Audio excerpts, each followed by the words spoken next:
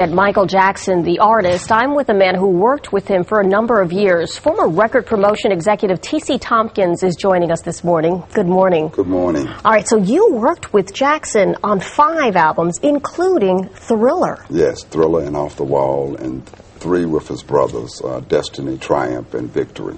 What was that like? Well, it was one of the highlights of my career. I mean, you know, he was a musical genius, and I can't say enough about my interactions with him and the time that I spent with him and the time that my children spent with him. You know, it was an experience that I'll never forget. Certainly was an idiosyncratic type of guy, eccentric. Most of us didn't know very much about him. He was always somewhat hidden.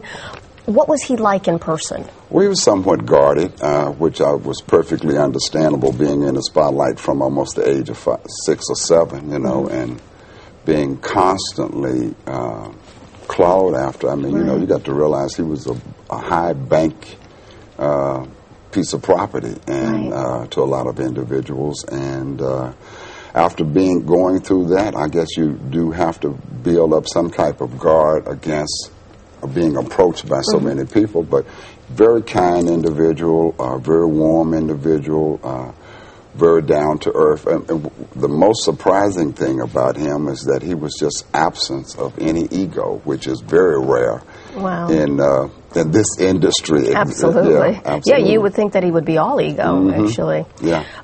You know, so many people said that he had been missing his childhood, that was really the crux of the problem with Michael Jackson. Did you get a sense of that when you spoke to him? I did. You know, you've got to he worked 24/7 since he was a child, you know. I mean, even before it was probably by the same time most kids are going into elementary school, you know, something of that nature. He was on stage working in the studio, you know, and he had basically the responsibility of the family on his shoulder. Yeah. You know. We'll talk about family. He also left behind 3 children. Did you ever get a chance to meet them? Never had a chance to meet the children. Last time that I saw Michael was in the early 90s at a conference out in Los Angeles.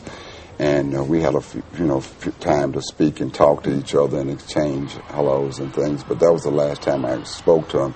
He used to call me all the time. During the time that I worked with him, he called almost every holiday and wished us a Merry Christmas and that sort of thing, and spoke to my kids. So we had, had a great relationship with him. It was very great working with him.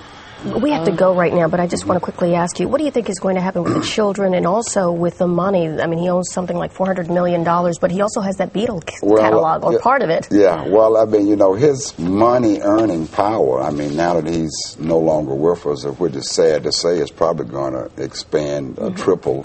Yeah. And there won't be any expenses on the estate anymore. So I'm sure that debt that he owes is going to be eaten up by the money that's going to be made off of his likeness. Now it's a question of who will end up getting it. Absolutely. And what will happen with the children. All right. True. Well, thank you so much for coming in and sharing your insights and your relationship with Michael Jackson. T.C. Tompkins. Thanks. Appreciate it. Have a great day.